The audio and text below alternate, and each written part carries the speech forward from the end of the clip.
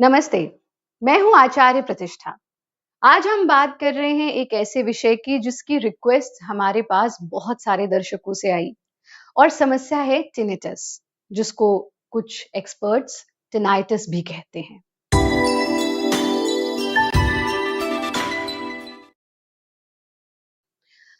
जिसमें हमारे कानों में एक अजीब-सी झनझनाहट या कभी-कभी एक पर्टिकुलर आवाज़ अक्सर सुनाई देती है। कभी-कभी वो बहुत फ्रीक्वेंट होता है, कभी-कभी लगातार होता है और कभी कुछ लोगों को बीच-बीच में ऐसा होता है। इससे हमारा हियरिंग लॉस तक होने की संभावना रहती है और इसके कारण बहुत सारे होते हैं, जिसमें से कि एक मुख्य कारण ये होता है कि कानों की तरफ रक्त का प्रवाह, रक्त का संचार सुचारू रूप से ना हो।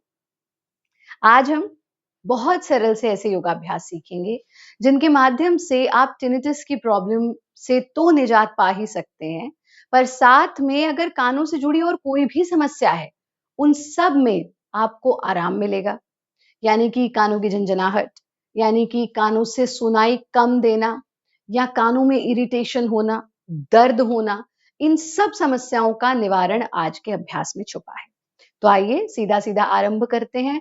सबसे पहला काम जो कानों की समस्या से निजात पाने के लिए हमें करना है, वो है प्रणवोच्चारण। और प्रणवोच्चारण एक ऐसी ध्वनि है, जो ऐसे सेंसेशंस क्रिएट करता है कि हमारी जितनी भी ब्लॉक्ड नर्व्स हैं या कोई भी ब्लॉकेज है, उसको पूरी तरह से क्लियर कर देता है। कैसे करना है ध्यान से समझिए। क्रॉस लेग्ड पोजीशन में बैठेंगे, हाथों को ज्ञान मुद्रा में ले लेंगे, आंखें बंद, चेहरा शांत। गहरा श्वास लेना और 3 ध्वनियों का उच्चारण, पहले और के उच्चारण के समय पेट पर पड़ने वाला प्रभाव, ओ के उच्चारण के समय सीने पर पड़ने वाला प्रभाव और म के उच्चारण के समय खोपड़ी पर पड़ने वाले प्रभाव को अनुभव करना।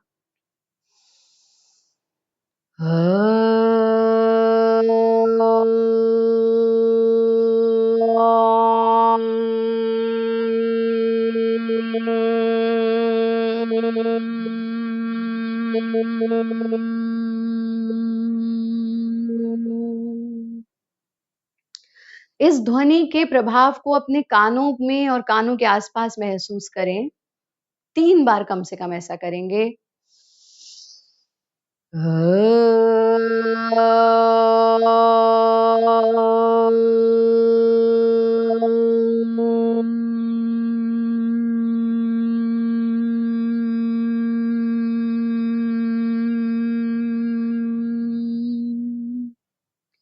इसमें विशेष रूप से हमें ये ध्यान रखना है कि म की ध्वनि सबसे लंबी होनी चाहिए, की सबसे छोटी, ओ की उससे लंबी और म की सबसे लंबी।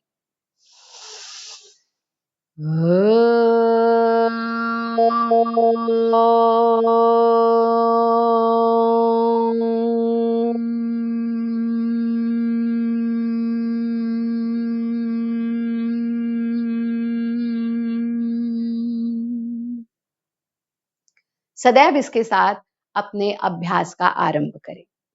दूसरा अभ्यास आपको करना है पर्वतासन का बहुत सिंपल सा साइड वेरिएशन। ये सुगम वेरिएशन जिस भी स्थिति में आप हैं, उसमें आप कर सकते हैं। जो ज़मीन पर नहीं बैठ सकते, वो कुर्सी पर बैठ कर के भी कर सकते हैं। आपका जो दायाँ हाथ है, उसे बेंड करते-करते इनफैक्ट इसको अगर आप चौकड़ी मारकर करेंगे तो ज़्यादा आसानी से कर पाएँगे। दाएँ हाथ को, राइट हैंड को बेंड करते-करते अपनी कोहनी को ज़मीन से टिका दें।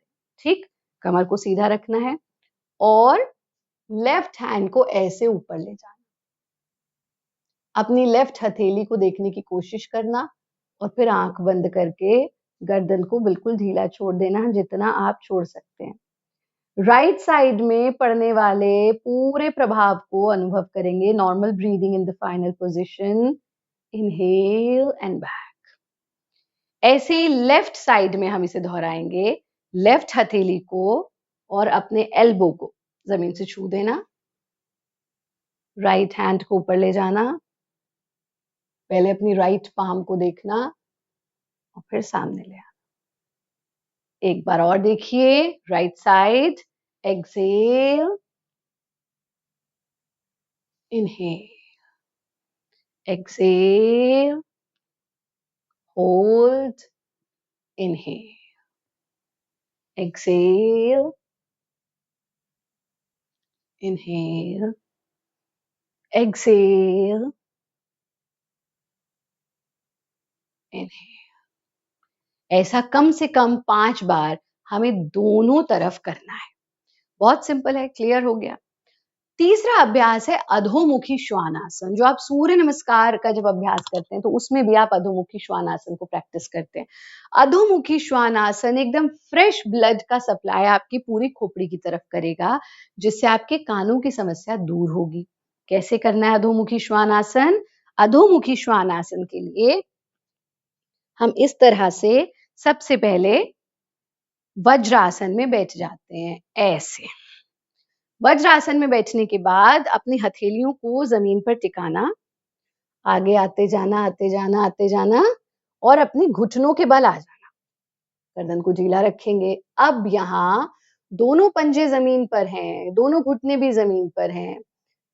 यहां से आपको क्या करना है? सांस छोड़ दीजिए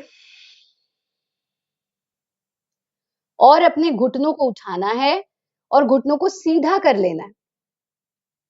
अधोमुखी श्वान यानी डॉग, कुत्ता, है ना? तो जैसे सुबह सुबह कुत्ता अंगड़ाई लेता है, बस वो वाली स्थिति में हम आ जाएंगे। एड़ियों को जमीन से छूना, गर्दन को ढीला छोड़ देना। अब रक्त के प्रवाह को खोपड़ी की तरफ आने दें। कानों पर कुछ लोगों को झंझनाहट महसूस हो सकती है, कुछ लोगों को सेंसेशन कानों पर महसूस हो सकती है, उस पर पूरा ध्यान टिका दें।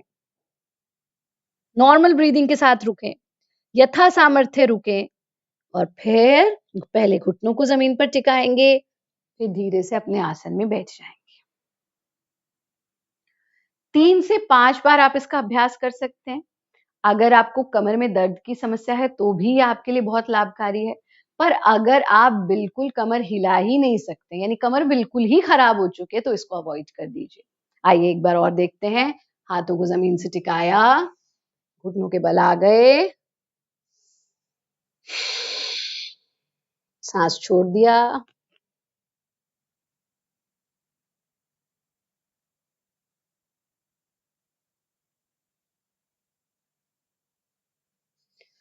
घुटने जमीन पर टिका दिए, सांस भर लिया, वापस रिलैक्स। ये आपको कम से कम 3 बार, ज्यादा से ज्यादा 5 बार करना है। शरीर को ढीला छोड़ दीजिए। चौथा अभ्यास, पहला प्रणव उच्चारण किया, दूसरा हमने पर्वतासन का इजी वेरिएशन किया, तीसरा हमने अधोमुखी श्वानासन किया, और चौथा अभ्यास लेंगे ऊष्ट्रासन का। और ऊष्ट्रासन के अभ्यास के लिए आप इस स्थिति में आएंगे। जिनको सीवियर बैक पेन का प्रॉब्लम है वो तो बस सिर्फ इतना झुकेंगे, सांस छोड़ते हुए वापस। लेकिन जिनको बैक पेन का प्रॉब्लम नहीं है वो कैसे करेंगे? सांस भरते हुए पीछे जाना,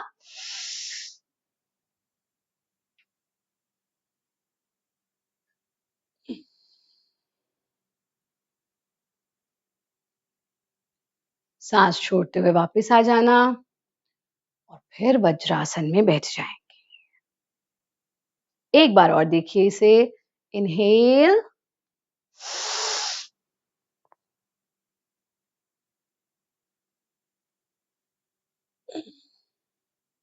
एक्सेल, सिट इन वज्रासन, और यहीं से इसका काउंटर पोज जो हमने बैकवर्ड किया है वही फॉरवर्ड, यानी रक्त के प्रवाह को खोपड़ी की तरफ, पीछे की तरफ डालकर महसूस किया। अब हम आगे की तरफ करेंगे। यहां से अपने हाथों को जमीन पर टिकाना, सांस छोड़ते हुए आगे झुकते जाएं, झुकते जाएं, झुकते जाएं, और माथे को जमीन से छूने की कोशिश करना। ज्यादती बिल्कुल नहीं करेंगे, जितना इजीली कर सकते हैं उतना इजी करेंगे। आपको इस स्थिति में एक्सट्रीम रिलैक्सेशन फील होगा, कमर पर भी, खोपड़ी पर भी, और कानों पर भी।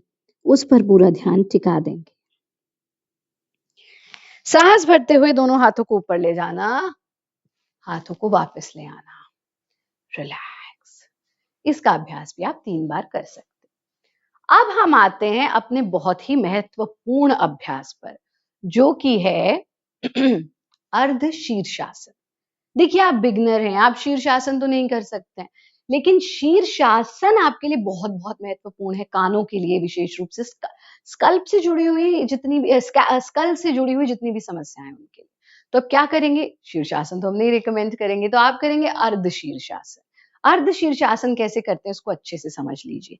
इस तरह से हम वज्रासन में बैठेंगे, फिंगर्स को इंटरलॉक कर लेंगे और फिंगर्स को इंटरलॉक करके एल्बोज को जमीन पर टिकाना और फिर अपनी हथेलियों को भी जमीन पर टिका देंगे ऐसे। ठीक है, हमारे हाथ आपको क्लियरली दिख ही रहे हैं। अब अपने हिप्स को उठाएंगे और अपने माथे को जमीन से छू देंगे।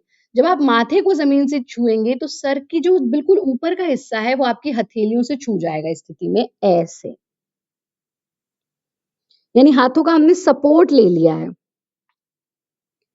अब यहां पर आप धीरे से अपने घुटनों को उठाएंगे, सांस भर लीजिए अच्छे से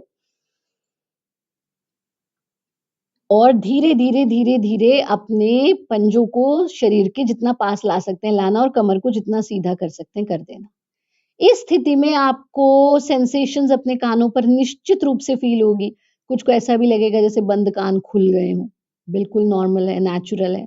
यथा सामर्थ्य रुकिए नॉर्मल ब्रीदिंग के साथ और फिर सबसे पहले घुटनों को जमीन से टिका देना, फिर वज्रासन में बैठ जाना और फिर क्या करना है? एकदम से नहीं उठना। लेफ्ट मुट्ठी नीचे, राइट मुट्ठी उसके ऊपर और दोनों मुट्ठियों के ऊपर अपने माथे को टिका दिया। क्योंकि रक्त का प्रवाह खोपड़ी की तरफ था, इसलिए एकदम से नहीं बैठेंगे।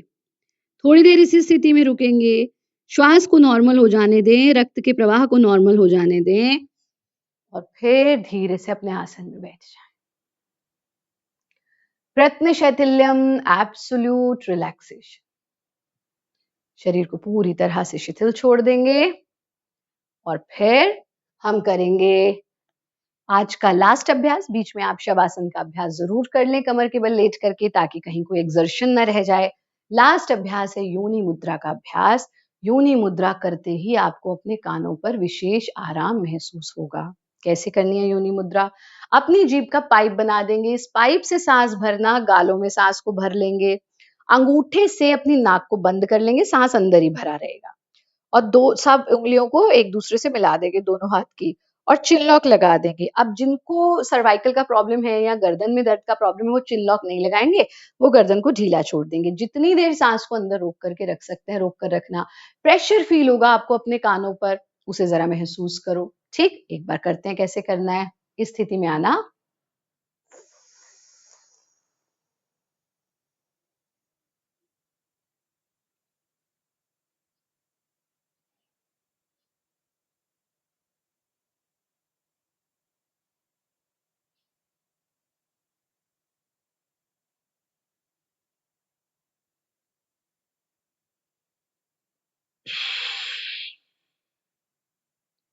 नासिका से सांस छोड़ दिया। आंख खोलने की जल्दी नहीं करेंगे, थोड़ी देर इस स्थिति में रुकेंगे।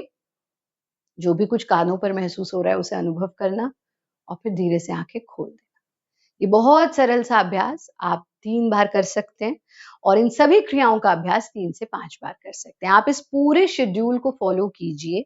आपको 1 हफ्ते के अंदर निश्चित रूप से आराम मिलना शुरू हो जाएगा, बट 1 हफ्ते बाद बंद नहीं करना है, इसको रेगुलरली अपनाना है। साथ में आपको जल का सेवन नियमित रूप से करना है। पानी भरपूर मात्रा में पीते रहें। ये नहीं सोचना कि बस अभ्यास कर लिया हो गया, नहीं। सात्विक आहार लें, पानी खूब पिएँ, म्यूकस प्रोड्यूसिंग फूड से दूर रहें।